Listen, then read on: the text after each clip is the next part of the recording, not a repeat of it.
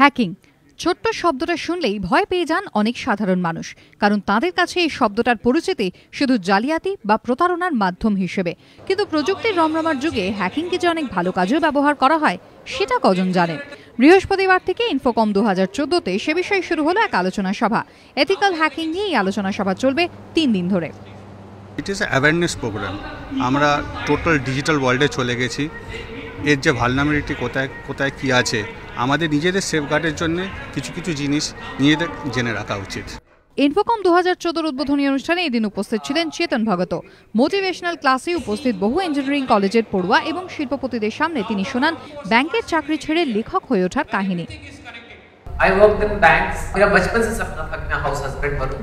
My goal is to change society. My writing I do is to make sure that India becomes little more modern, little more meritocratic, little more entrepreneurial, little more business savvy. These are my dreams. I'm sure they are same as yours. প্রযুক্তি রপ্তানি করে এমন কয়েকটি সংস্থাকে দিন infocom 2014 আসরে পুরস্কৃত করা হয়। সঞ্চয় মিত্র রিপোর্ট, এবিপি আনন্দ, কলকাতা।